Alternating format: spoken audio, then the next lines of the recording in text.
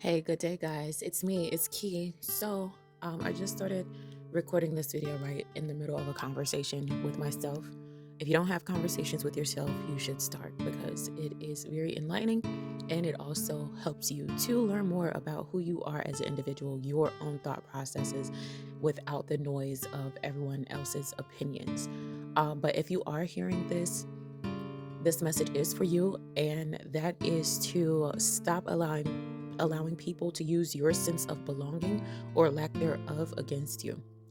People will use that against you because they understand that humans are innately tribal. And unfortunately, the way our society is set up, it is meant for us to be around people, but we don't necessarily have ties to people. We don't have a true community. So we'll go into work to work. There really is no space or time to create a communal relationship with the people that are around you. And if you do, it's usually based in trauma or drama and gossip. It's never anything that is wholesome or even true friendships. Most times when you're at jobs, you're trauma bonding because either you don't like your manager or your boss or the job is horrible and then you end up trauma bonding.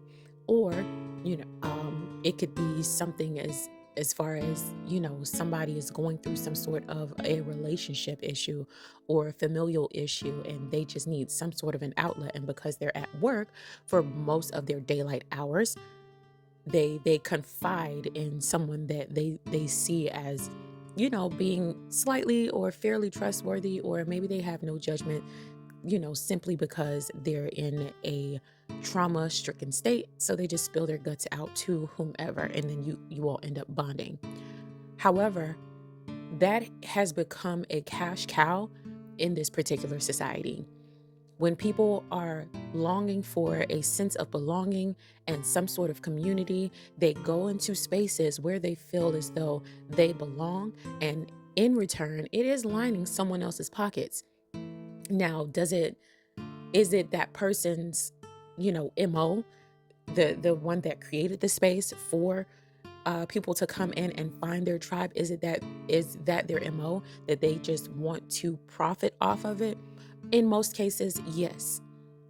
For instance, I stopped watching a lot, possibly most of the tarot channels that I was subscribed to, probably still am subscribed to, but I stopped watching them because I understood that the messages that they were providing was only to profit off of my solitude and off of my insecurities and feeling as if I didn't belong anywhere or that I wanted something that did not belong to me. So I had to mentally unsubscribe. Unfortunately, I think I've subscribed to so many of those channels that, it'd probably take me a year to unsubscribe to all of them once I found them. However, they are profiting off of my loss. And in most cases, most of you are in the same boat. That's just the way this particular society is made. They're profiting off of your insecurities, they're profiting off of your loss, and they're profiting off of you wanting to belong somewhere. And it's okay. Like, we all want to feel wanted or needed or accepted into a space. However, it does not help that by design, we don't necessarily fit in anywhere, especially if you're a starseed. You don't fit in anywhere. You weren't meant to fit in anywhere. You were meant to lead and to garner an audience, to put them in position for themselves. I'm all about personal power. I don't believe in sulking in misery and what didn't work out and not feeling like I belong. I've done that in the front part of my existence here, wanting to fit in, wanting to be within the in crowd and so on and so forth. That's not for me. I'll never fit in anywhere. Even in the spaces that I create, I may not fit in, and I may outgrow it. And I understand that, which is why on, some of my first videos, I stated that, I don't have a particular direction that I want this channel to go in. I don't want to put myself in a box. I don't want to feel like I have to give a certain type of content in order to keep an audience. I'm very real and raw about the things that I speak about because they are true to me in that moment. Like I said, I was sitting here having a conversation with myself, being that I was feeling within myself that I may have lost for good a connection with a particular someone, and has nothing to do with them, everything to do with me. I understand that it has run its course. There's nothing else for me there. And then I have this anxiety creeping up that made me feel as if I would never be able to connect with anyone on the level that I truly want to connect with them outside of the people that I currently have in my life and in their capacities. But in this particular capacity, maybe I'll never get to a place with someone where it is lasting. It's unfortunate, but I think I'm coming to terms with myself that I grow and I move very swiftly in thought, in belief, in character. I grow and I expound very, very quickly. It does not take much for me to outgrow a situation. That's just like with my last job. I knew there in 3 months that I was not going to be there for very long. Once I had garnered all of the information that I felt like I needed there, I innately knew that this wasn't going to be a long-standing position for me. I knew that it was simply for the moment. Unfortunately, in other cases, I may feel as though I want to extend my stay in certain places or with certain people, even when I know that I've outgrown them eons ago. But it's my sense of belonging that sparks this insecurity. They know spiritually I'm not supposed to be there. I know spiritually I'm not supposed to be there. And they manipulate that because when spirit is telling you to move and you don't move, and the energies around you understand that you are extending your stay, they will start to manipulate you. And not manipulate you simply for their gain. No, spirit will use them to push you out of the way and into where you're supposed to be. Now, along the lines of that, you do get lessons. You grow as an individual. You do learn more about yourself in those moments of hardship. However, at some point you do have to move, or else you'll continue the hardship. It's like being laid off at my job, and they looked at me and they're like, wow, you're taking this much better than I thought. And in my mind, it's like I felt a chill over me, like goosebumps when they said that, because normally I would feel anxious in my body.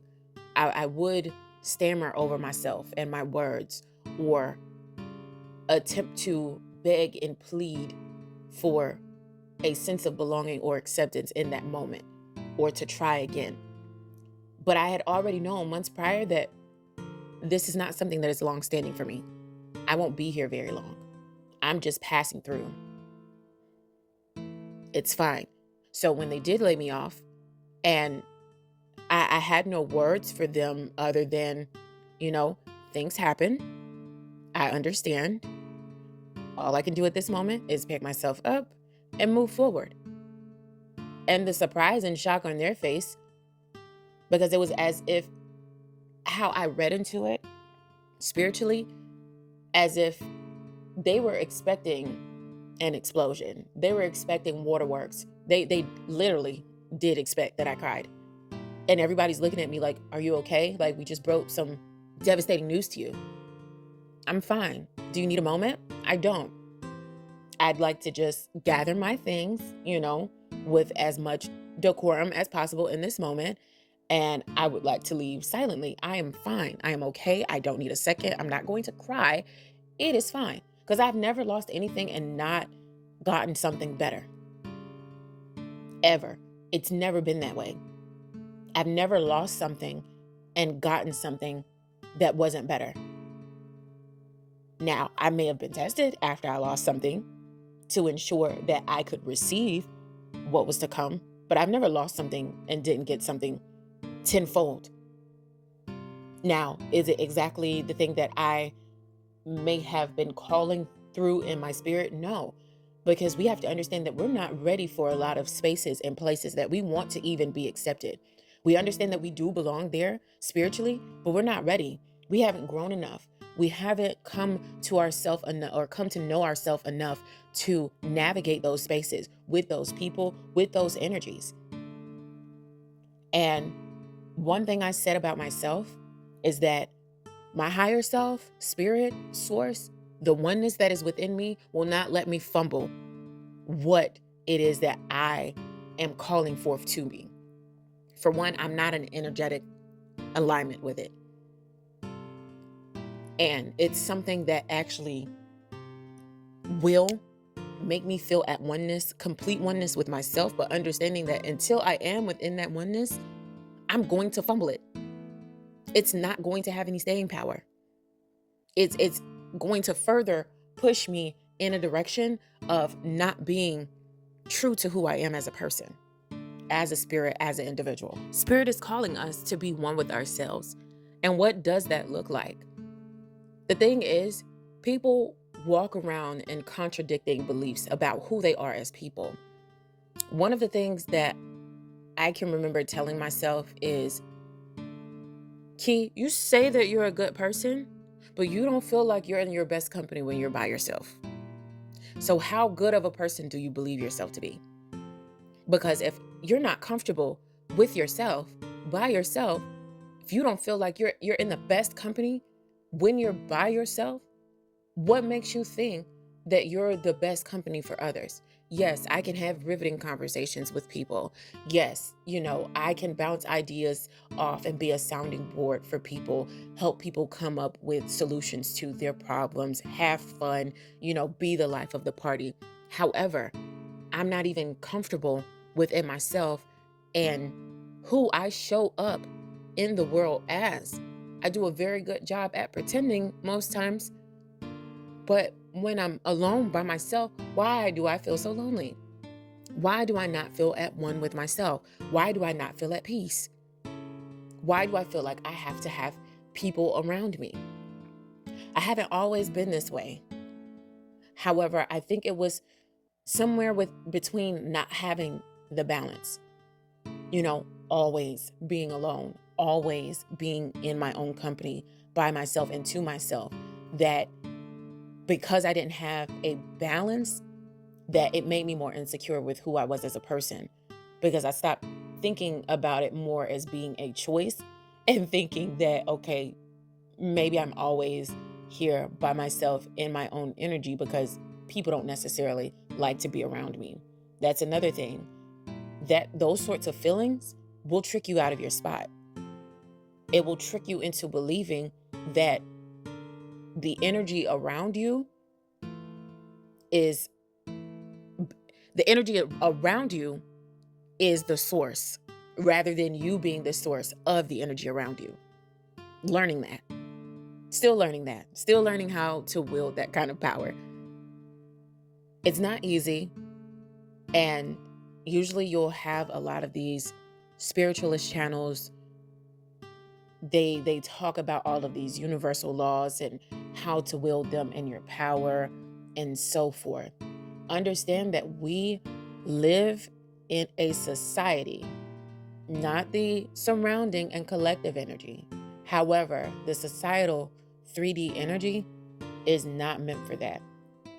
There's a lot of soul searching that you have to do to elevate yourself spiritually to get to a place where you are calling in the things that you need and require to fill your oneness, but understanding that you are already at oneness.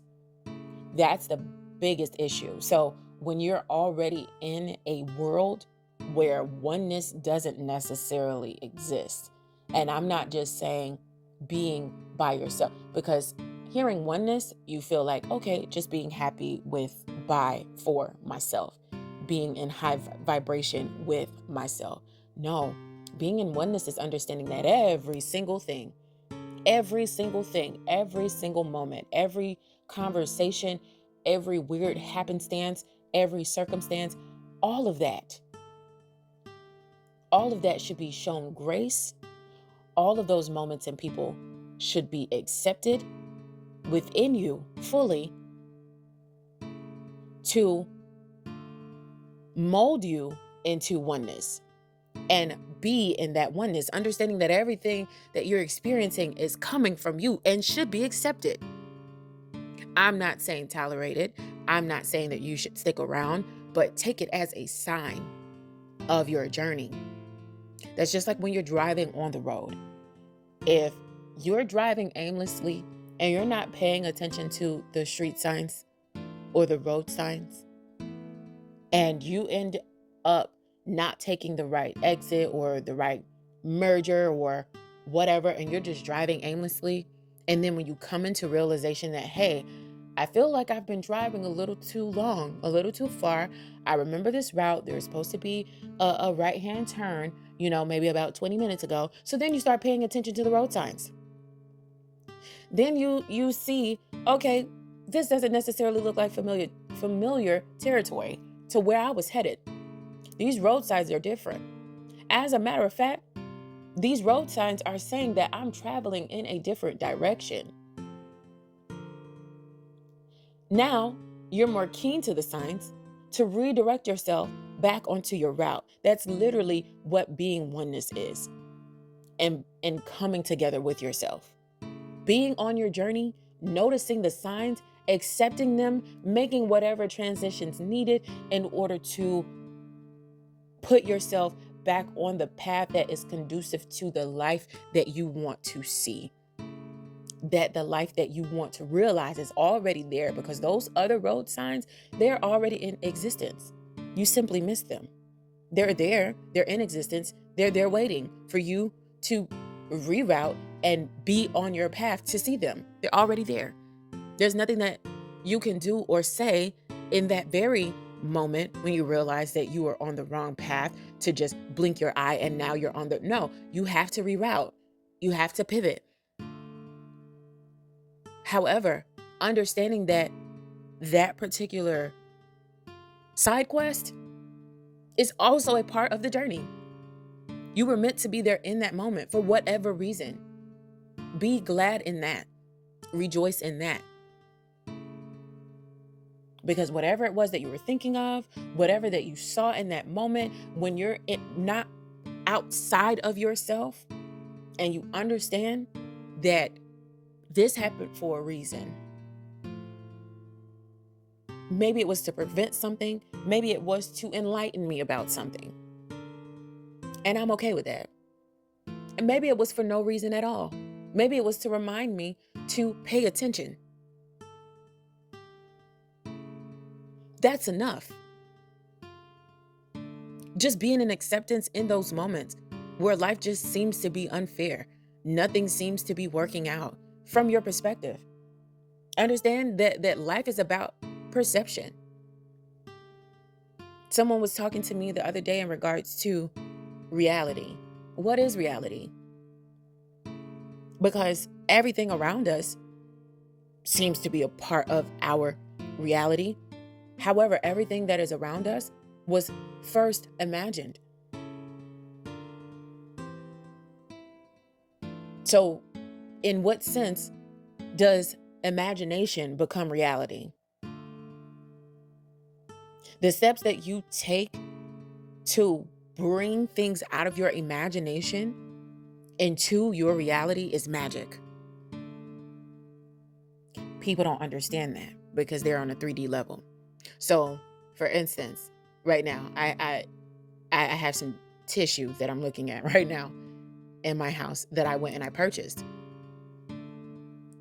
But days prior, I imagined that, hey, I'm going to run out of tissue. I'm going to need tissue. People like to say that it's a thought, but it's really your imagination. I need tissue. And then I did the things needed to conjure the tissue. I went to the store. I paid with money, provided an offering for the tissue. Everything is magic.